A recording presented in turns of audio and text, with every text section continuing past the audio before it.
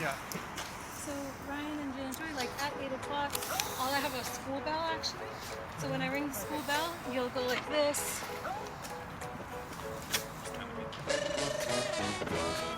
But it would be one person, right, at each door. So do you feel like that's a beautiful thing for the university? School Streets is a program that creates a car-free environment in front of schools at the start and end of the school day.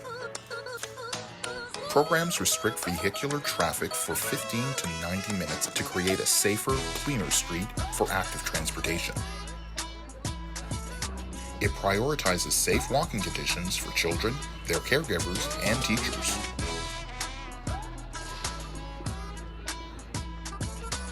School streets can contribute to the well-being of communities. It creates safer environments, facilitates independent mobility, improves air quality, encourages healthier lifestyles, reduces congestion, and shapes the opportunities for community connections. School streets can be led by school officials, local governments, or community leaders. School streets often start as a pilot project before being made permanent. Let it fly. Each program is unique to the context of the community and needs of the school. The duration of school streets and exemptions for road users can vary case by case. Some of the benefits of school streets. Children are more vulnerable to road danger. By restricting car access, streets are safer for all road users. Healthier lifestyles. Canadian studies have shown that 91% of children and youth are not getting the recommended levels of daily physical activity. Walking or biking to and from school can add upwards of 30 minutes of physical activity each day. Community connections. School streets bring community members together to make streets cleaner and safer. Working collaboratively with others contributes to broader and stronger community connections with one another. Reduce congestion. On average, 25% of road congestion during morning rush hour is related to school drop-off. School streets alleviates congestion in front of schools and encourages active modes of transportation. To learn more about the School Streets program or see how you can implement one in your own neighborhood, visit us at 880cities.org/school-streets. You can also reach out at info@880cities.org.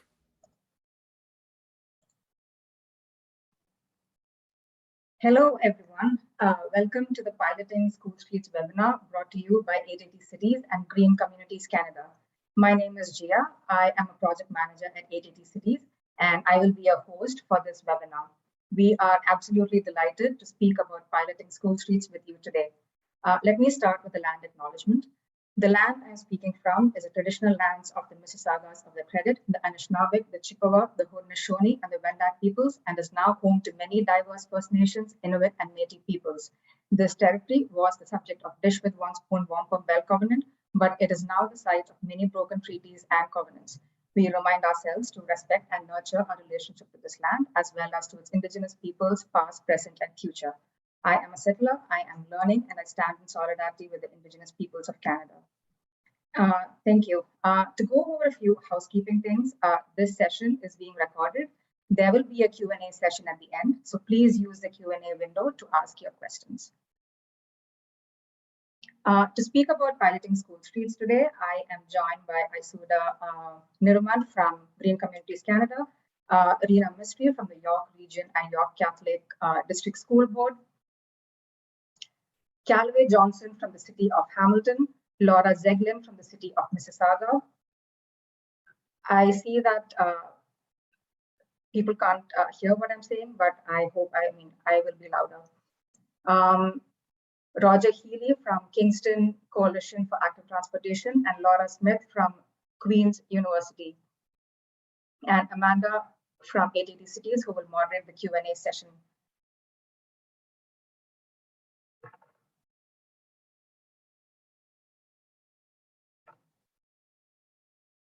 The goals for today are to learn about school streets and their benefits, hear about the Ontario School Streets pilot, learn about planning and implementation of school street pilots from Mississauga, Hamilton, Markham, and Kingston school street pilots.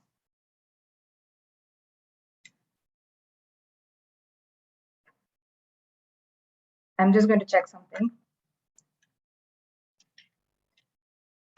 This is the agenda we have for today. After an introduction about school streets and the Ontario School Streets pilot, we will hear about assembling a team from RENA based on their experience with Markham School Streets pilot, selecting your school from Callaway based on their experience with Hamilton School Streets pilot, communications and engagement from Laura Zeglin based on their experience with Mississauga School Streets pilot, implementation and evaluation from Roger and Laura Smith based on their experience with Kingston School Street pilot, and then we will have a Q&A session. Please use the Q&A window to ask your questions. To quickly introduce 880 Cities to you, we are a nonprofit organization based in Toronto. We believe if everything we do in our cities was safe, accessible, and enjoyable for an 8-year-old and an 80-year-old, then it would be safe, accessible, and enjoyable for everyone. We believe that all human beings have a right to mobility, right to public space, and right to participate in decision-making processes that affect them. We bring people together to transform mobility and public space to create healthier, more equitable, and more vibrant cities. When we talk about an 880 city, we are talking about reclaiming and reaffirming the right to the city for people of all ages. Therefore, School Streets has a very special place in our hearts. I'm going to now pass it to Aisu, who will speak about GCC. Hi, thanks, Gia. Hi, everyone, and welcome to this session. We're very excited to have you here. I'm Aisha Nirman, the Program Manager at Green Communities Canada, and I will be quickly introducing GCC and the work that we do now. GCC, Green Communities Canada, is a nonprofit association of more than 20 community-based environmental organizations working together for a vibrant, equitable, and sustainable future. Our mission is to connect community-based climate action groups through a national network to share resources, to inspire innovative programming, and also to elevate our collective impact. Our current program areas of focus are home energy efficiency, storm water management, and active transportation. GCC has been a leading organization promoting active school travel in Canada for more than 2 decades now.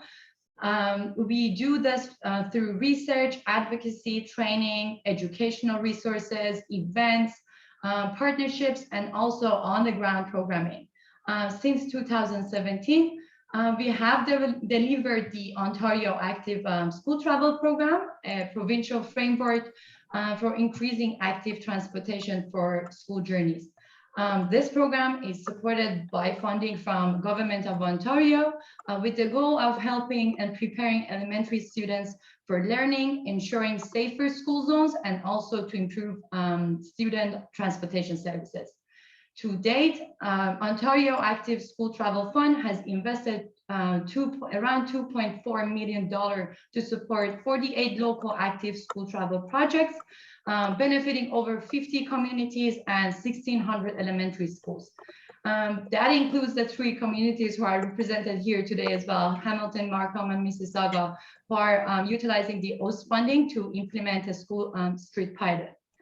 GCC is thrilled to be collaborating with 880 Cities as a partner in school streets pilot.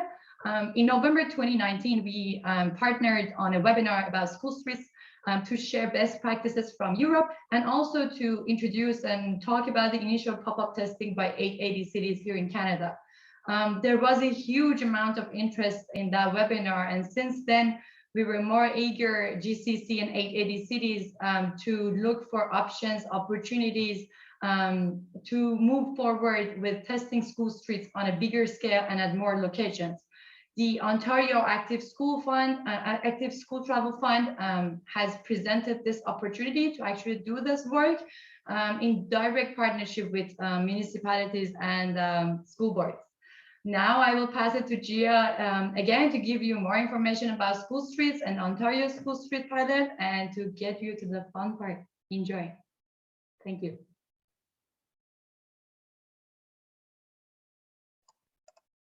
Thanks, Aisu. I hope everyone can hear me. Please let me know if you can't. So I will start with the definition of school streets. We define school streets as a program that creates a car-free environment in front of schools at the start and end of the school day to prioritize safe walking conditions for children, their caregivers, and teachers. School streets also has many benefits. Do you know what some of the benefits are? I have a poll question here for you. So I'm just going to start that. Here you go. So what are some benefits of school streets? Option A, reduced traffic congestion. Option B, improved safety. Option C, foster community connection and sociability. And option D, all of the above. Let us know what you think the answers are. If you have paid attention to the video in the beginning, I think this would be a very easy question to answer.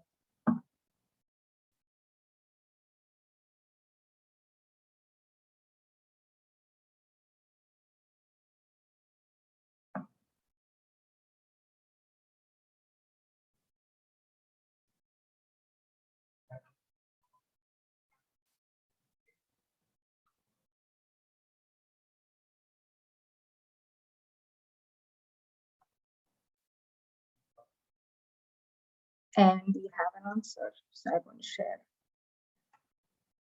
Most of you got it right. It's option B, all of the above. So like we saw in the video before, these are the benefits of school streets. First and foremost, it improves the safety of streets for all road users, including children, caregivers, and teachers. A recent study in Toronto observed dangerous driver behaviors at 88% of participating schools. In this study, each dangerous driving behavior during school drop-off period was associated with 45 times greater risk of collision. It also improves air quality around schools, reducing the number of children being driven to school, reduces greenhouse gas emissions and air pollution around the school. And this improves air quality and reduces the risk of lung and cardiovascular diseases. It also increases active travel and encourages healthier lifestyles. Only 39% of Canadian children and youth are achieving the recommended physical activity levels for the age group. Walking or biking to and from school can add several minutes of physical activity each day to each day. By creating safe spaces for children to walk and bike, school streets lets children have more autonomy in the way they get to and from school, and therefore encourages independent mobility.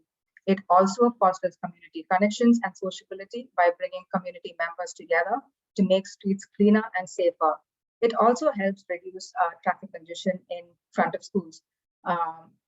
In the Greater Toronto and Hamilton area, for example, the proportion of journeys to school made by car has tripled since the late 1980s.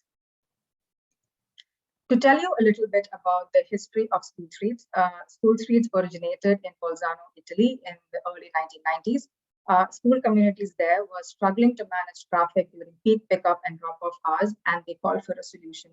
In response, several school streets were launched, which led to streets being transformed into temporary car-free zones, and congestion in front of schools was eliminated. These programs showed several of the positive impacts as shown in the last slide. Followed by this, more places in Europe started replicating school streets like Edinburgh, London, Denmark, etc. In Canada too, it is being implemented in quite a few cities now. So among these cities in Canada, where do you think school streets has been implemented? I am going to start the second poll now. So we have four options. Option A, Vancouver. Option B, Winnipeg. Option C, Montreal. Option D, all of the above. So I'm going to give you 30 seconds, and let's see what the popular answer is.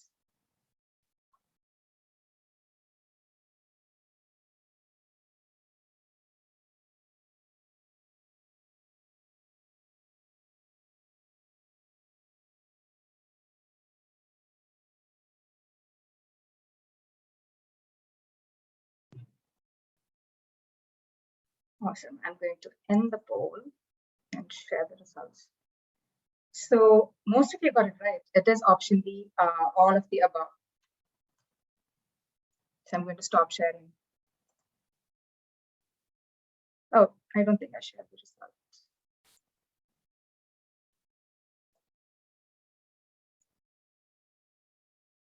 So to our knowledge, these are the cities where school streets has been implemented in Canada.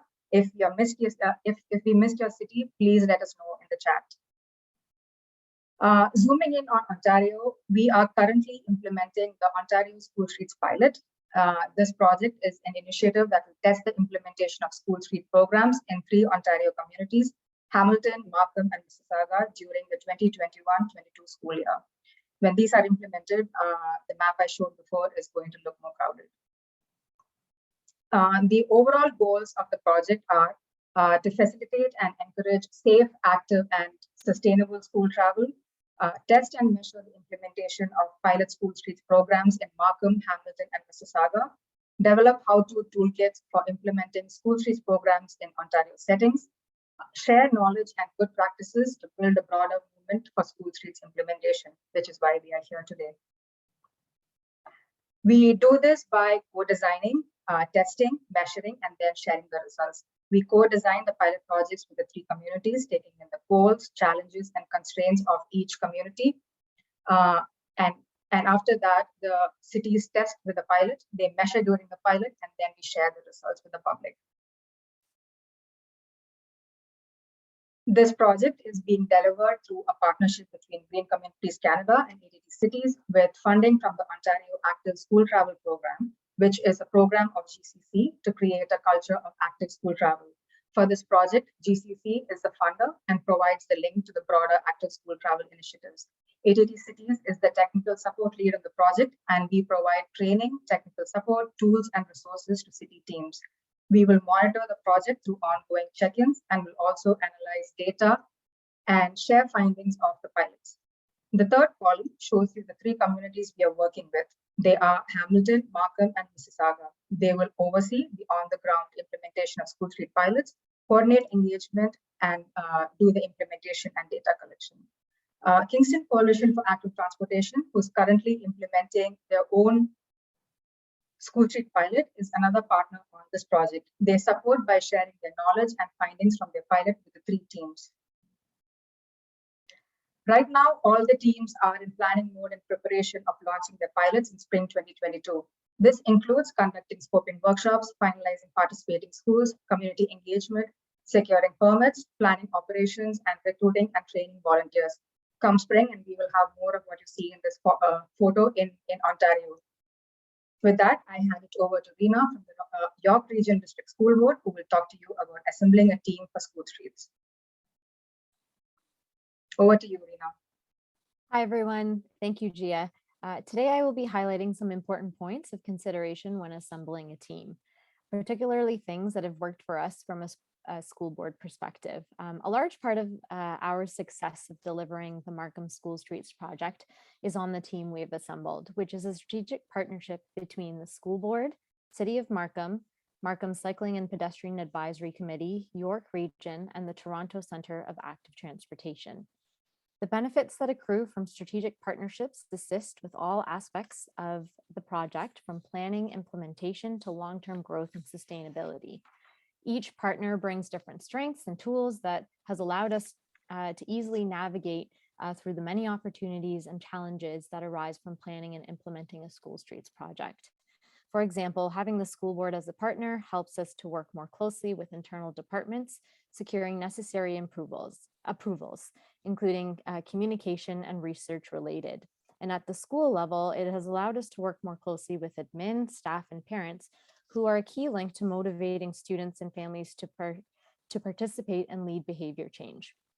Similarly, the municipality as a team member assists with road traffic and communication related components, including securing permits, contractors, and understanding traffic flow generally in the community. It's also been useful with engaging with local officials as well as local residents. They are also key to advocating for wider support. CPAC, Markham Cycling and Pedestrian Advisory Committee, is a committee of council composed of local residents. They are a key driver in idea generation and advocacy for us. They are on the ground and are able to provide advice as it relates to the day-to-day functioning of school zones, especially because most of them live within the community. So essentially they act as an active voice, community voice, I should say. Plus the passion of this group when it comes to active transportation is just motivating for all. And I'll note, it doesn't have to be an official committee of council that you work with. Many communities have local resident groups who are advocating for active transportation or even pedestrian friendly neighborhoods. These groups would make a great part of your team. York Region, they provide a little bit of a broader and higher level support for us, including resources, and they will be key to the expansion of this program for us. And finally, the Toronto Centre of Active Transportation. They bring a lot of great knowledge and skills as it relates to active transportation, and their input has provided a unique sort of lens to all the aspects of the project, including impact evaluation as well as cycling education. So our team has been fortunate enough to have been working together since 2019 with the project continuously evolving to now test the School Streets program. So building this team for us came very naturally. However, if I was starting from scratch, I'd recommend a few things, considering a few factors, including looking at, is there an alignment in the organization's, mission or policy to the goal of this project, for example. So do they have documents, policy supporting AST? What types of work have they been part of, or are they even leading? And then that should sort of help to guide the types of expertise that they bring to the table. And I think for this project specifically, you want to see, do they have knowledge and expertise in road traffic transportation, school travel planning, communication, evaluation. Looking a little bit more at the local and school champions, they help to generate ideas, they help to build momentum, and they advocate for the project, which is especially important when it comes to the implementation side. Strong leadership is required in order to ensure longevity of the project. I think leadership must come from all members of the project team, and there has to be a strong willingness to want to continue to build and improve the program, regardless of successes or undesired outcomes. And lastly, it's very important to be adaptive and able to problem solve through unanticipated results and realities. Team members that allow for this sort of fluidity and flexibility, we found it just leads to better outcomes and success. This helps to attract and gain further momentum through resources and lots of unanticipated partnership opportunities, which for us has definitely we've experienced firsthand. So at the end of the day, you want team members who share a common passion. This passion makes planning and implementing a School Streets program fun and exciting. Your team needs to be a true partnership, one that works in parallel to drive the program. I'll now pass it on to Callaway, who will speak about selecting schools. Hi everyone, I'm Callaway. I'm from the city of Hamilton. I'm a school travel planning coordinator here in the city. I'm just going to talk to you about how we selected our schools and what we did in that process. You want to go ahead, Joe? All right, so first and foremost, we developed a criteria. We looked at schools that already had an existing school travel plan, schools that were actively engaged in that plan and that we had recently updated. We also looked at mode split for those schools. So we looked for schools that were majority walking numbers and lower busing. And what I mean by that is just when the school board provides data, they, for a school that's in like a more neighborhood area, it would be a higher walking school, and a school that maybe is in the outskirts of a neighborhood, be a higher busing school. Schools with higher walk numbers kind of give us an idea of what that school site is going to look like. We also look at the adjacent streets around the schools. Do they have an ideal street for street closure? A lot of our schools in Hamilton can be located on big, busy roads, so that might not be as ideal. So we looked for a more centrally located neighborhood type school. We also looked at the accessibility of that school. where the students are coming from when they do walk to the school. We want them to kind of pass through that school street as they get to the school. And we looked for schools that were more, had the frontage closer to the actual street. For those schools, we also looked at principals that we had existing relationships from the past or from recently working with them. We looked for principals that are actively engaged and promoting active travel at their school, and we're interested in growing those numbers at their school. And then beyond that, we also looked for schools that had an active parent council amongst their school. So that can have a huge effect on the success of this project, just having parents that can get behind this project. Do you want to go ahead? Beyond creating a criteria and creating a list of schools that you want to work with, there are a lot of other considerations that we had. First, we met with school board staff to kind of get an idea of the school community, to hear their suggestions about which schools might be ideal for these projects, to also inform them of the project and try to align our goals for how we want to come out of this project. We also met with city councilors. We have a large number of city councilors in Hamilton that are interested in active travel and are engaged in their school communities. So we contacted them, lined up our goals with them as well, told them about the project, and they provided key information on a lot of different school sites that we were proposing to them. One of the counselors' children was going to the school that we were going to be working with, so she suggested a different street that we hadn't considered closing instead of the one we had originally planned, based on her knowledge of parents that go to and from that school. And then also just I would encourage you to engage with other stakeholders. So city departments, you might have an ideal school site that in your mind is ideal, but when we engaged with our city departments, we found different information on what we would be able to do as far as the street closure went.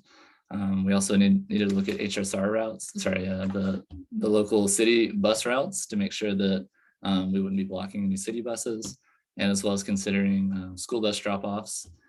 If the school bus drop-off was on the street we wanted to close, we considered other streets that school bus could be routed to. So that involved engaging with the student transportation services. And yeah, these are all our considerations we had for our selection. So I'll go ahead and pass this off to Laura. All right, thanks very much, Callaway. So I have to say, it's been really interesting to see the variety of approaches to engagement that have been taking place amongst the different school streets projects represented here today. So I will be describing the approach taken by our team in Mississauga, with it being a municipally led project.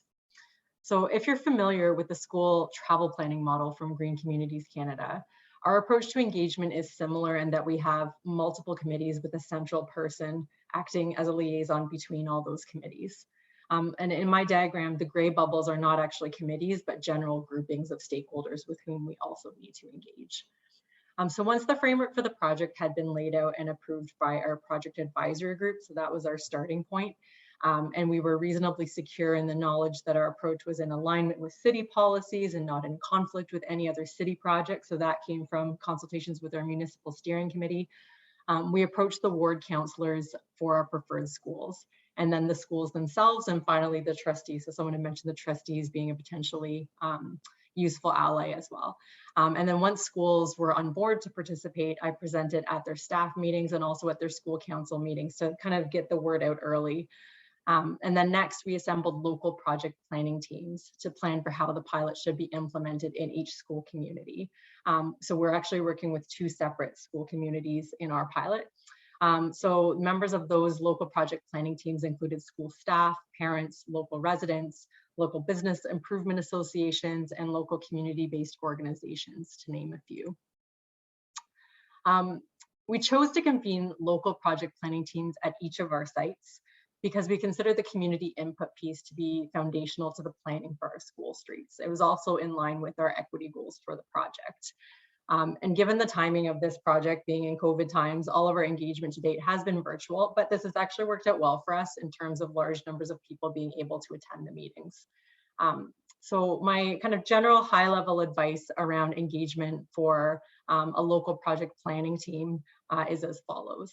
So number one, it's important to explain the roles and expectations of the project planning team members.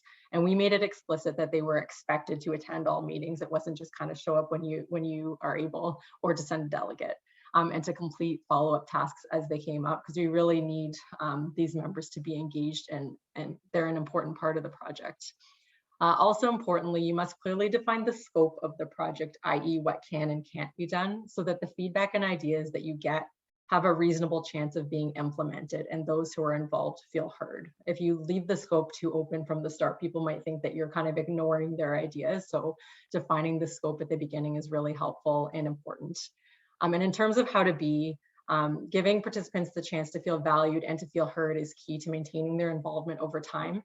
So basically think about what would make you feel valued and heard as a project participant, and then employ that thinking to how you would treat the people that you're engaging with in your community. You know, you want to be talking to them regularly, you want to make them feel like they're very welcome, all those kinds of things. Other community members can also potentially be a great help or a great challenge to your project. So you need to plan for how you will engage with them as well. So your main goals for these community members are to inform them, provide opportunities for feedback, and hopefully get their support for the project. And some of these community members may even end up getting involved in your project, for example, as advocates, helping spread the word in the community, or as volunteers helping with the street closure. And for those who are not in support of the project, so say someone reaches out and they're angry about what you're proposing, take the time to hear from them about what they don't like about it. Don't necessarily try to convince them, because you may actually get some good ideas for strategies to help deal with their issues. So basically treat every engagement with community members as an opportunity to improve your project. So my next couple of slides are about the communications piece, and communications and engagement are definitely interlinked, but the way that you communicate depends on who you're trying to reach. It may be helpful at the beginning of your School Streets project to brainstorm all the possible people that your project will impact. It will be a lot of people, and then categorize them to figure out at a high level what kind of communication is best. So in our project, school principals and city councilors both fall into the category of having high influence and being highly interested. So the communication with them is frequent and highly personalized, for example, through phone calls or one-on-one meetings. Regional waste collection services, on the other hand, have low influence, but potentially high interest as it relates to their route schedules. So we keep them informed mostly with email updates. Residents who live on the street that will be closed can be highly influential and have the potential to maybe even shut down your project if the councillor feels that resident opposition is too strong.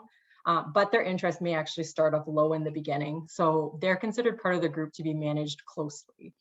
For the most part, we're only giving them high-level details, for example, through notices mailed to their homes and on updates posted to our project webpage at the beginning while we're getting all of our ducks in a row, and then waiting to respond to them if they reach out.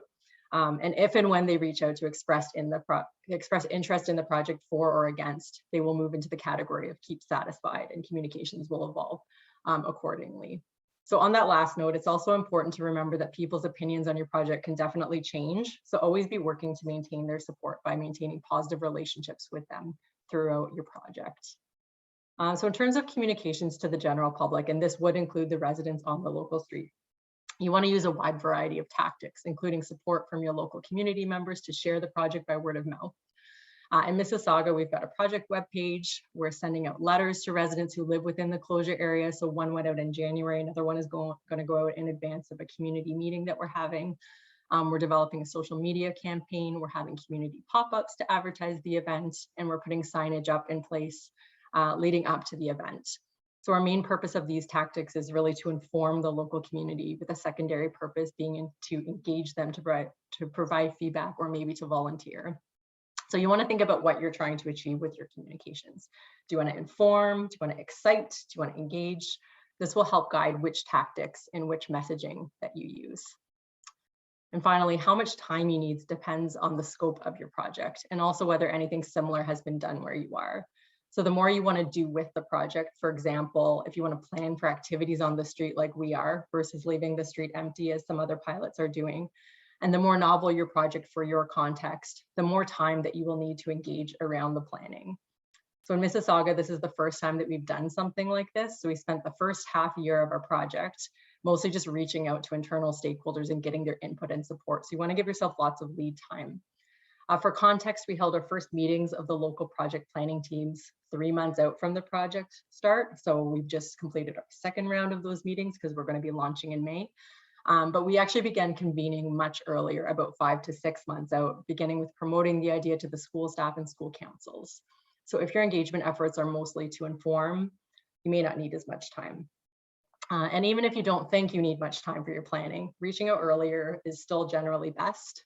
I can attest from personal experience that processes that seem straightforward can quickly become quite complex. And also the more you engage, the more you realize what you didn't know already. And as an added bonus of starting early is that you have more time to build relationships with the community members as well. And if you're lucky, more support to try more ambitious things with your project. So that's it for my piece. I will turn it over now to Roger from Kingston. Thank you. Hello, everyone. My name is Roger Healy, and I'm chair of,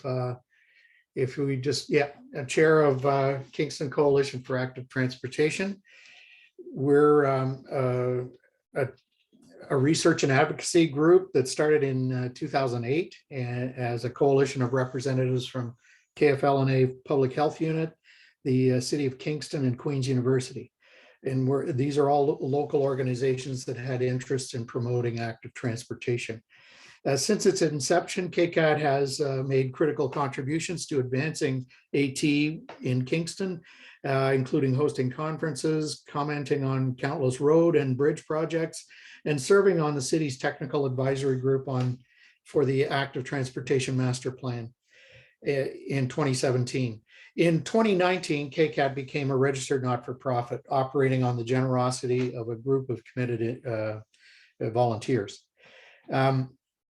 Next slide. Okay, so, building on our prior involvement with street rebalancing initiatives in Kingston, along with emerging interest in active school travel among our members, KCAT decided to partner with Dr. Patricia Collins of Queen's University on a pilot study of a school street and play street initiatives in Kingston. KCAT agreed to serve as the community mobilization and implementation partner with support from staff of the City of Kingston's Department of Transportation Services. Through a MyTax grant, KCAT was able to hire Queen's University planning student Laura Smith as a project assistant to support our work in the school street. In our presentation today, Laura and I will share our experiences with planning and implementing the School Street Initiative in Kingston, along with some of the insights that KCAT has gleaned thus far from operating the initiative since September. Okay. Great. So because the school street is being implemented by KCAT and not the City of Kingston, we needed to secure a street closure permit to close the street on an ongoing basis. Securing these permits also required City Council approval, which was granted in August 2021, as seen in the photo. Following this approval, the city's Department of Transportation Services procured the necessary equipment to operate the school street. The school street in Kingston is running daily for 25 minutes in both the morning and afternoon for the duration of the school year. Our traffic control protocols were developed in consultation with the City of Kingston. Only exempted motorists are allowed to move through the school street zone during its operations, and these include school staff, residents, visitors, municipal service vehicles, and emergency vehicles. All motorists must be accompanied by one of our volunteer chaperones and travel at a walking pace through the school street zone. The single biggest resource requirement for our school street initiative to run has been people. Since the initiative launched, we have had over 50 volunteers support the initiative. At present, we have roughly 25 people on our regular roster of volunteers, consisting of parents, retired residents, and Queen's University students. All of our volunteers are required to undergo a police background check and receive traffic control training. The street is closed each shift with a combination of lightweight plastic A-frame barricades, road close signs, and our promotional signs. The equipment is all stored on school property and secured using cable locks. Each volunteer is also equipped with a safety vest to increase their visibility and a whistle to alert pedestrians when a motorist has entered the school street zone.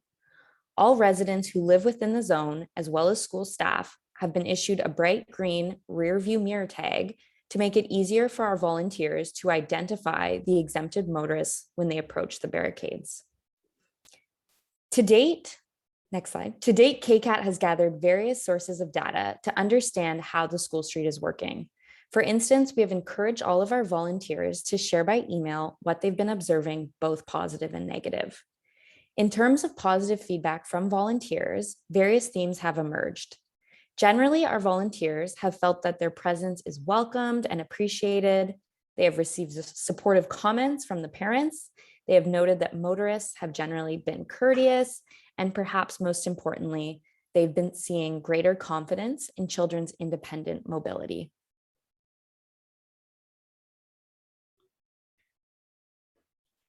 Of course, our volunteers also have shared some negative observations. Almost all have been within the first 6 weeks of our operation. Volunteers dealt with non-compliance with the traffic control protocols from some motorists. This is refusing to proceed at a walking pace or driving too fast within the closed area. Many forgot to display their mirror tags, and finally, there were some complaints about clients being delayed in accessing home businesses. Since October, our volunteers have been regularly counting the number of vehicles moving through the school street zone during their shifts. The average across all months so far is 1.6 vehicles in the morning shifts and 3 vehicles in the afternoon shifts. And these have largely been just school staff coming and going from the staff parking lot. Child and adult active transportation users are moving through the school street, and they've been counted on selected dates in September, October, and November. During each data collection period, children consistently outnumbered adults 2 to 1. Next slide. Okay, in the final data source we can share with you today is the Hands Up survey results that were gathered for KCAT by the school principal.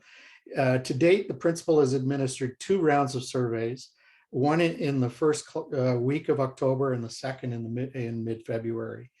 In both fall and winter, more than half of the students used active transportation modes to school.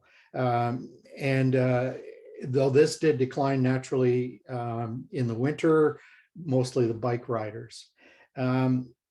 We should also note that about 30 to 40% of the students are still driven to school on a regular basis, but those parents are parking about a block or so away and walking their children to the schools through the school street zone, thus removing a traffic hazard, congestion in front of the school where there's lots of pedestrians. We will be doing another round of Hands Up surveys in the spring. So since KCAT partnered with Dr. Collins in 2019, we have learned a great deal about the opportunities and challenges of planning, launching, and sustaining a school street initiative. For starters, we found it rather difficult to find willing sites to participate in this pilot, despite obvious problems with traffic congestion around their schools. We reached out to principals at 6 different elementary schools and proceeded at the site denoted by the blue X, based on the principal's enthusiasm and support for the school street. This initiative would not have been able to proceed without the incredible support from Principal Gemma Zelmanovitz, and there were probably several challenges for the other schools that prohibited them or restricted them from being able to participate, including a province-wide labor negotiations that were happening in the spring of 2020, if we can remember that. The pandemic, of course, that caused a lot of chaos with schools turning to remote learning. And of course, KCAT was a bit of an unknown entity to many of these schools. We also believe that a significant challenge for implementing a school street was our unspoken fear of upsetting and inconveniencing motorists. Another lesson stemmed from how various people responded to the school street. Prior to its launch, we heard strong pushback from a small number of parents of children at the school. Yet the residents who live in the proposed school zone area expressed support for it or at the very least, a lack of concern about the initiative. Following the launch, the reverse was the case. The parents generally accepted and adapted to the closed street zone, while a small handful of residents emphasized considerable grief about the traffic control procedures. And this showed that our extensive engagement really did help solidify our relationship with the residents, but a small minority still did not respond to the engagement. Next slide. We learned an important lesson with regards to the scope of the project. The original T-shaped school street on the left there was purposefully designed to prevent the kind of kiss and ride behaviors that we thought would happen. This scope required up to 9 volunteers per shift and created recurring conflicts with some residents. We decided to reduce the scope in mid-October to what you see on the left, or on the right. And we minimized the conflicts with residents and drastically reduced our volunteer requirements. Finally, we believe one major key to our success has been our volunteer pool. An equal mix of parents, neighborhood retirees, and Queen's students enabled us to minimize how much we ask of each person, while creating new connections between people in the community. We've been operating now for over 100 days. As I mentioned at the beginning of the presentation, KCAT's involvement in this initiative was a partnership with Dr. Patricia Collins at Queen's, and she's co-leading a project with Dr. Kate Froelich at the University of Montreal and Michael St. Pierre from the Montreal Urban Ecology Center. This project, called Leveling the Playing Fields, is funded by Canada's 2 large research funding agencies, CIHR and SSHRC. The purpose of the project is to conduct in-depth evaluations of the school street and play street initiatives in Kingston and Montreal. And hopefully this will enable other communities across Canada to deploy school streets. Dr. Collins's research at Kingston School Street Initiative draws from a range of data sources not reported today. And these more detailed insights will emerge upon completion of the School Street Initiative this summer. Thanks. Thank you so much, Laura and Roger. I would just like to quickly wrap up the presentations by doing a high-level recap. So today you heard what school streets are and what the Ontario School Street Pilot is. You heard about things to keep in mind when assembling your team, selecting your schools. You heard about who you should engage with, tips for involving the local community, and how to communicate with different stakeholders, including the public. And you also heard about permits and approval process and the whole implementation and evaluation side of school streets as well. So with that, I would like to pass it to Amanda for the Q&A session. Thank you, Gia, and thanks to all our wonderful presenters. Just a quick announcement related to the closed captioning. Thank you very much for the questions and the Q&A. We're recording this session, and we'll make sure that all the folks who have registered have access to the recording and closed captioning. So I just wanted to make that announcement at the top, and sorry about the challenge there and some of the technical issues. But I'd love to invite the panelists to open their cameras again. We have a lot of questions in the Q&A and in the chat, so I'm going to do my best to sort of amalgamate some of them. So each of the presenters kind of took a different aspect of planning and implementation for the school streets. There's a lot of questions around equity and accessibility considerations. So I wanted to open up the floor to all the panelists, and maybe we can start with you, Laura. What are some of the specific equity and accessibility considerations that you all have taken into account in planning for your school street? Sorry, is that Laura Zeglin or Laura Smith? Laura Zeglin, Okay. sorry. Thanks. Yeah, so for our project, equity was part of our school selection process as well. So we have some data from the Peel District School Board that basically ranks schools. I think Toronto has something similar. I'm not sure what's available in other municipalities. So we chose schools that were like listed as more highly vulnerable because we wanted this also to be an opportunity for engagement with those communities and to like see what other legacy pieces could come out of it besides just the school street itself. So that's why we put a lot of the energy of a project into engaging with the local community and including them in the planning. So for example, at one of our sites, I went into the meeting for the brainstorming. We were talking about what kind of activities do you want to see? And I was thinking things like sidewalk chalk and hula hoops. And they're like, we need food. People in this neighborhood are struggling with food insecurity. Can you provide snacks? We're like, okay, that's great feedback, right? So project budget for that site is going to incorporate snacks and working with the local food bank, hopefully. In terms of accessibility, so we did make an exception. So we're closing our school streets to all vehicles going through except for residents who live in the area. So similar to what Kingston is doing, and school buses. And the school bus piece was specifically around the special education buses. We were trying to find some workaround and we're just like, no, we need to let them come right to the school. And what we're going to be doing, we're going to have to kind of assess it on a case-by-case basis. But if there's any school staff or families at the school who have special accessibility needs who are not already served by the school buses, I think we might implement a pass system similar to like what Kingston is doing for the residents for those families, and just so we can be aware of it and no one is getting hassled at the barriers about not being able to drive to the school. I think those are kind of the first things that come to mind in terms of the equity piece. I want to leave some space for others if they want to comment as well. Yeah.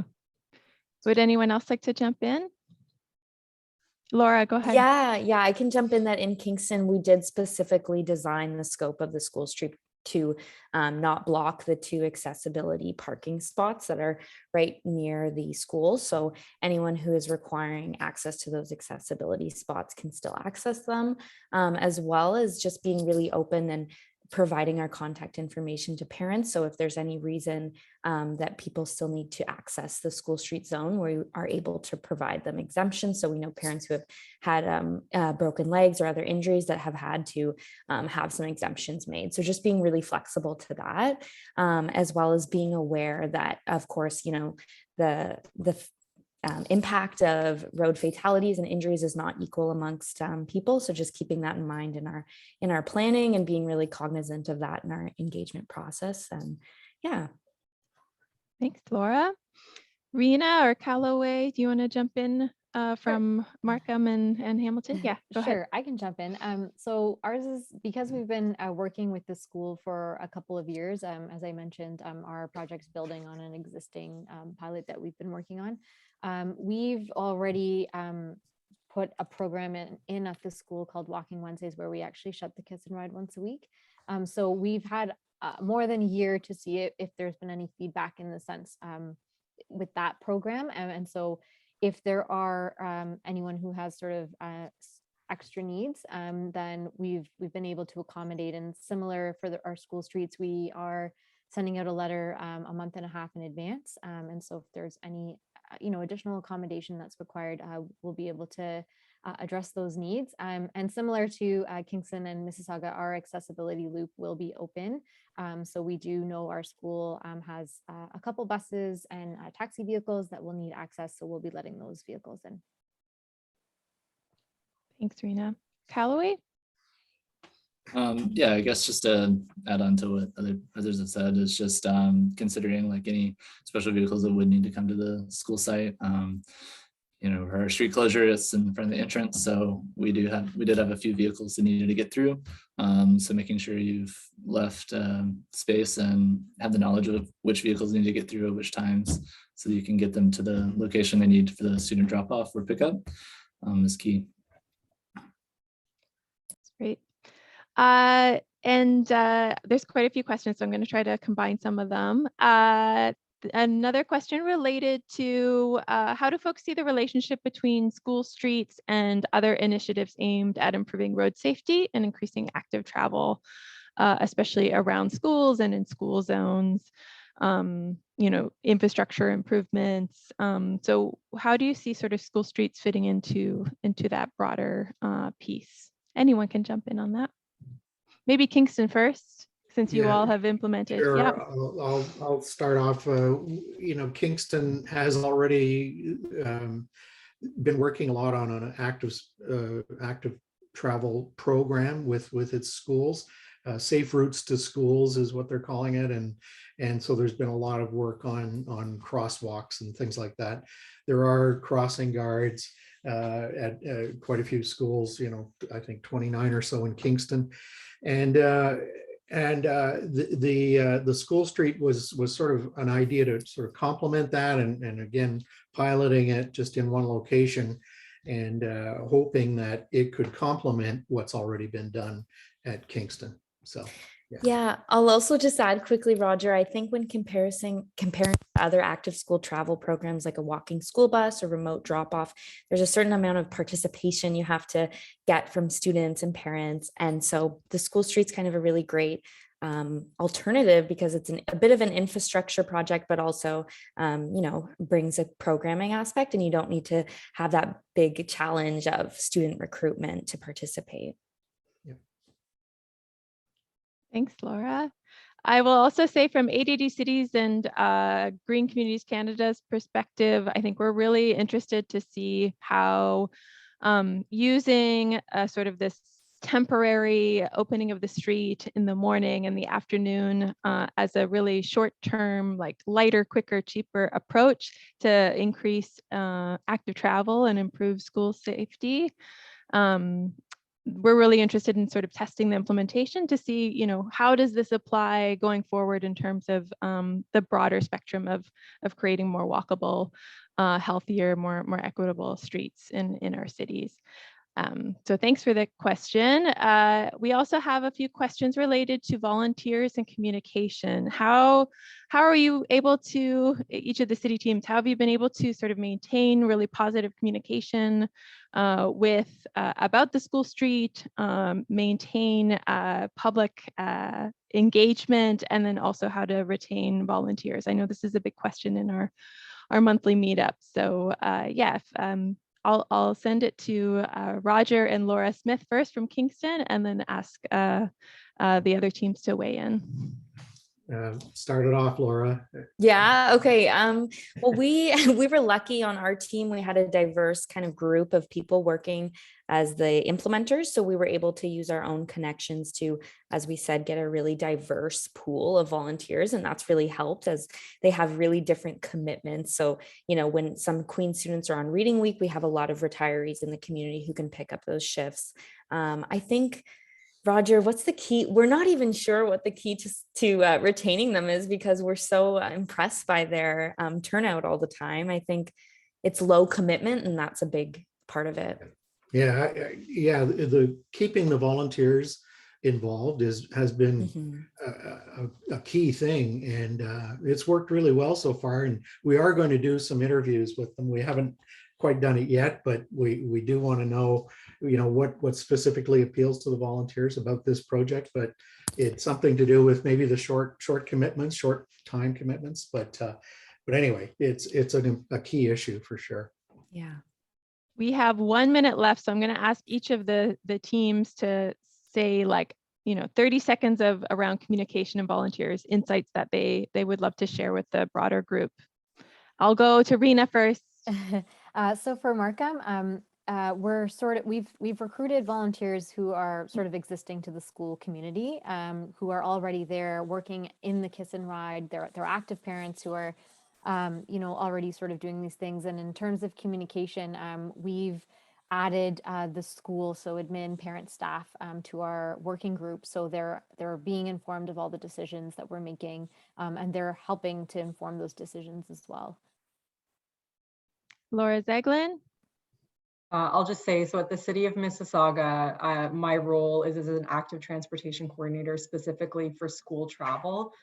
So a big part of my role is coordinating this project. So to do a good job of retaining your volunteers, keeping up those relationships, coordinating the communications piece, you need somebody who can be dedicated to it because it does take time. Well, that'll be my piece. Callaway. Yeah, in Hamilton, I do a lot of work with the school councils, the parent councils at each school. And so finding volunteers, finding a parent champion through that school council was key for us. And that parent champion can then go on and recruit others that they know that are interested in school and active school travel, and kind of grow the sphere of influence there. Amazing. So I hope that everyone attending, we've sort of whet your appetite. We have a lot of information. I know it was sort of really fast paced. I do want folks to know that we will be hosting a workshop. So Gia, if you want to share that information related to, if you're interested in getting into the more nitty gritty details of implementing a School Street pilot program, we'll be running a workshop on March 24th. It's a longer one, a lot more time to dive into these topics from 9:30 to 1 p.m. So register while the spaces are open. And I just want to say thank you so much to everyone who's attended and all of our wonderful presenters and all the folks who are committed to creating healthier, more equitable and more sustainable streets for people to walk and bike on. So thanks everyone for joining today and have a great rest of your afternoon.